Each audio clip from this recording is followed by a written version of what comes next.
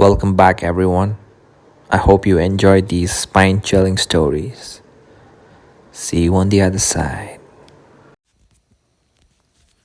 We left Manali full of confidence, carrying far more ambition than caution.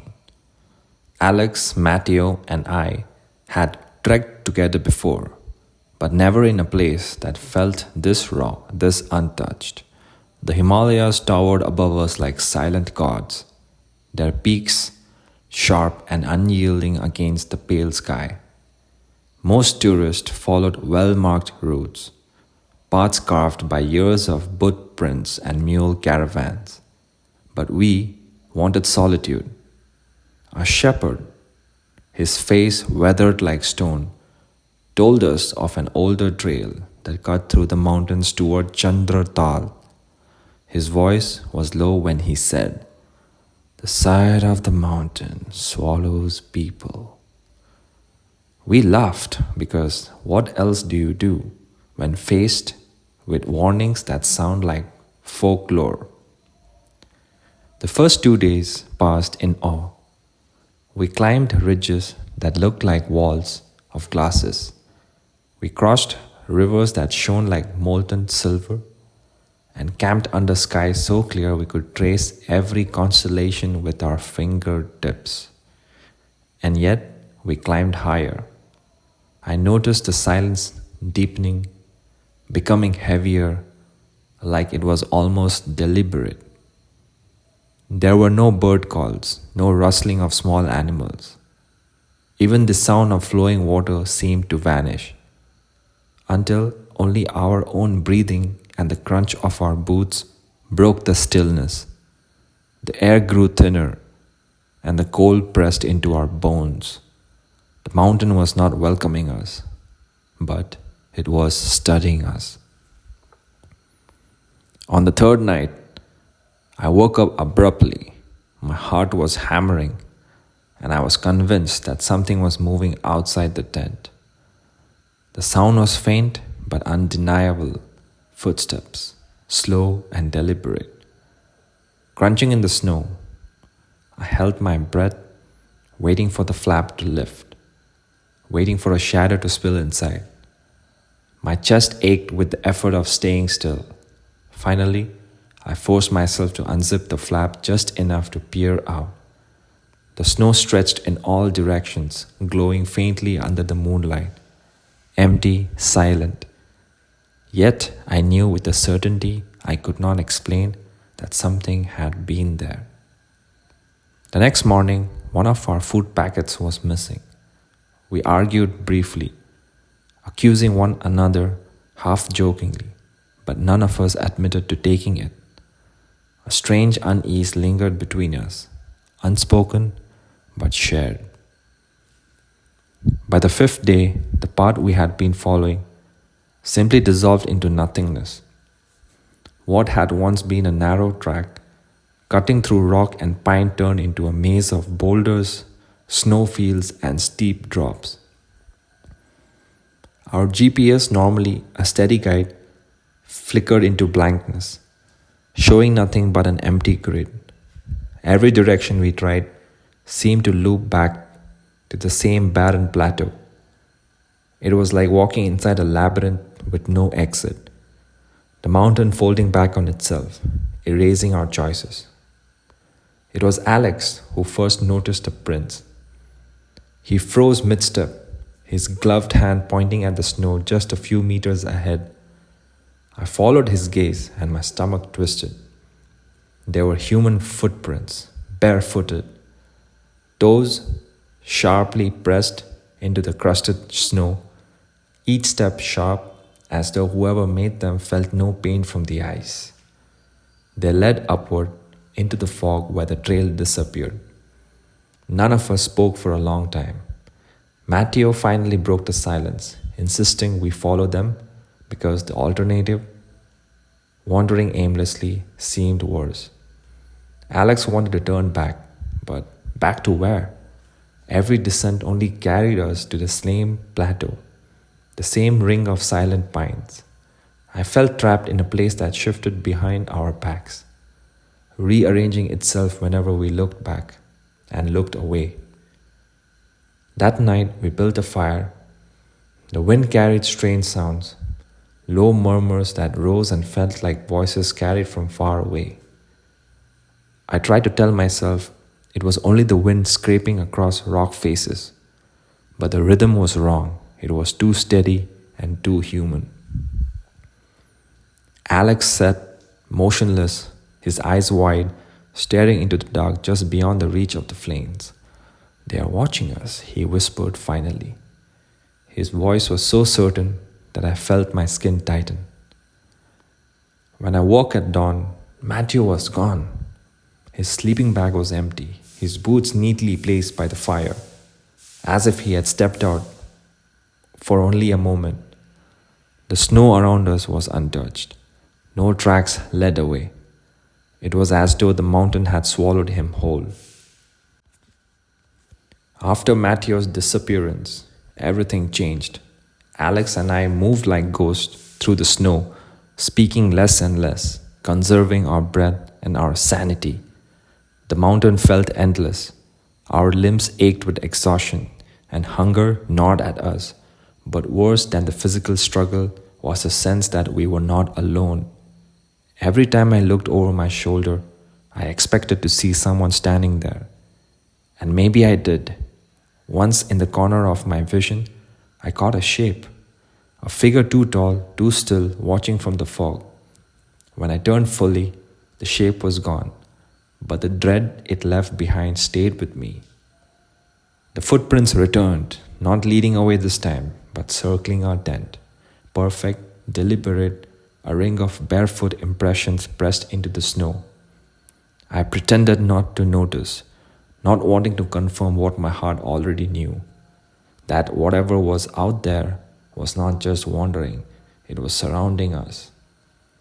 Alex refused to meet my eyes. He was pale, hollowed out, as though he were already half claimed by the mountains. On the 8th night, even the wind died. The silence was suffocating, pressing against my ears until I could hear my own pulse. And then, breaking that terrible quiet, came the sound of breathing inside the tent. Heavy, ragged, not mine, not Alex's. I reached for the torch, my hands shaking so badly that I dropped it. When I finally managed to flick it on, it glowed for a second before dying, leaving me in darkness. Alex screamed, short, sharp, cut off mid-breath, as if something had stolen the air straight from his lungs. I tore my way out of the tent, stumbling into the snow. My breath came in gasps, white fog clouding around me. He was gone. Alex was gone. No signs of struggle, no drag marks. Just a ring of bare footprints, pressed deeper now, encircling me in the dark. I don't remember deciding to sit down, but I must have. My body was too heavy to move, my mind too numb to resist. The cold wrapped around me, not cruelly, but almost like an embrace. I listened even when I wanted to block my ears, because the silence wasn't empty anymore. It was full, crowded, alive.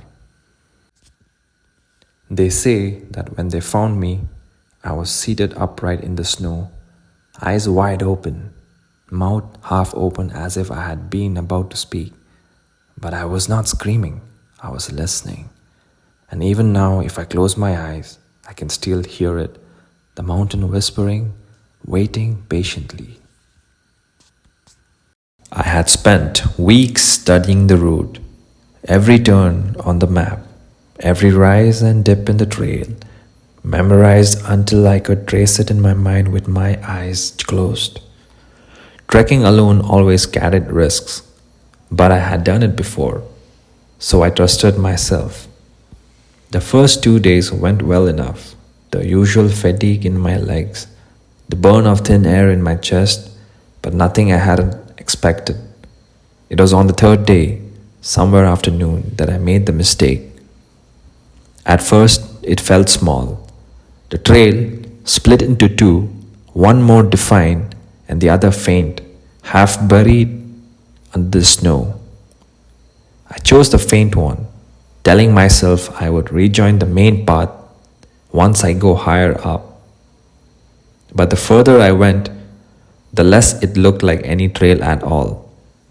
The snow thickened, the cliffs leaned inward, and the air seemed colder than before, thinner, harder to breathe. My compass needle trembled as if it's confused, spinning slightly before settling in the wrong direction. I ignored the unease twisting in my stomach and pressed on, convincing myself that all mountain paths eventually lead to some kind of shelter. By evening, I knew I was lost. The valley I had entered did not match anything on my map. The peaks around it were jagged, leaning over me like teeth, their shadows cutting the snow into long, dark shapes. The violence and the silence was unlike anything I had ever felt. No birds, no wind, not even the distant rattle of loose rocks. It was the kind of silence that made my own heartbeat sound too loud, echoing in my ears like a drum. Then, at the far end of the hollow, I saw a smoke. It was thin, grey, rising into the sky like twisting strands. Relief rushed through me. Smoke meant fire. Fire meant people, and people meant safety.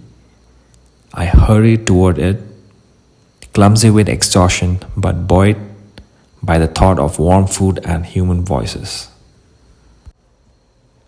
The village revealed itself slowly, hidden in the belly of the valley.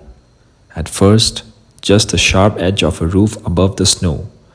Then I could see another, and then, as I came closer, a cluster of huts made from stone and wood, roofs sagging under layers of old snow. Smoke leaked from chimneys, hanging in the still air, refusing to drift. Something was wrong. Villages in the mountains are rarely quiet. There are always dogs barking, children running, the faint clatter of animals or voices drifting on the wind. But here, nothing. The silence followed me into the narrow lanes, pressing against my skin until I trapped. The huts were all closed, the doors were shut, windows shuttered, but I could feel them. Eyes hidden behind slits in the wood, watching me, following every step I took. I knocked on one door, then another, but there was no answer. My voice sounded small when I called out a greeting, swallowed immediately by the still air. That was when I noticed a woman. She stood near the well, her figure half hidden in snow, and her shadow was very scary because it didn't look like human, but at the same time, it appeared to be human. Her long hair hung tangled over her shoulders, and she wore a thick wool coat that looked too thin for the cold. She was unnaturally still, her hands hanging stiff at her sides. I called out again, louder this time, forcing cheer into my voice. She turned her head slowly, too slowly, as if her neck resisted the movement. Her eyes caught mine, and something inside me recoiled. They weren't angry or curious or afraid. They were empty, like two pieces of glass reflecting light. I blinked, and she was gone. The space by the well stood empty. Darkness fell like a curtain, sudden and heavy. That was when they came. At first, it was only shapes moving between the huts, stepping out from the shadows, gathering in the snow. Dozens of them, men and women, clothed like ordinary villagers, wool coats, boots, scarves, but their faces didn't belong. Some were stretched too tightly, features pulled sharp and strange. Others sagged as though the skin hung loose on the skull beneath. They looked like masks worn wrong. I froze, my breath catching in my throat. One of them, a tall man, his shoulders broad, his face slack as though it were melting. Opened his mouth, but I thought he could speak, that a voice would finally break the silence. But what came out wasn't words. It was a sound, wet and torn, like fabric ripping. The others joined in, a chorus of broken noises rising into the night, some high and sharp, others low and guttural. None of it were human voices or human sounds that you could have ever imagined. Something inside me snapped. I turned and ran. The snow crunched violently beneath my boots, echoing louder than it should have. I stumbled through the lanes, past the huts, past the well, my chest burning and my throat raw. Behind me, the sounds grew louder. It was footsteps, too many, closing in fast. I didn't want to look back, but I did. They were following me, but not as people move. Their limbs bent wrong, jerking in ways bone should never allow. Some scrambled on all fours like animals before snapping upright again, their heads twisting too far, their faces peeling and shifting as they moved. The sight filled me with a cold so deep it hurt. The path out of the valley rose steeply, a narrow trail cut into the rock. I forced my legs to climb, muscles screaming, lungs gasping. The whispers began then, low, hissing, sliding around me as though carried on breath. My name? I swore I heard my name among them. I climbed until I thought my chest would burst. At some point, I stopped hearing footsteps. I stopped hearing anything at all. The silence returned, thicker than before, pressing against my ears until it felt like the world itself was holding its breath. I don't remember the climb out exactly because I was in a state of shock and my adrenaline just was kicking in and I was just running for my escape. One moment I was scrambling in blind terror. The next I was stumbling onto a trail that matched my map. The huts were gone. The valley hidden behind the walls of stone and snow. I never went back. I never spoke of it to anyone. I told myself it was exhaustion, altitude, and hallucination. But at night, when the world is quiet, I remember the way they stood in the snow, heads tilted, faces slipping, voices tearing the silence apart. And I wonder if they let me go or if they followed, wearing other skins. Thank you for listening. Please like and subscribe.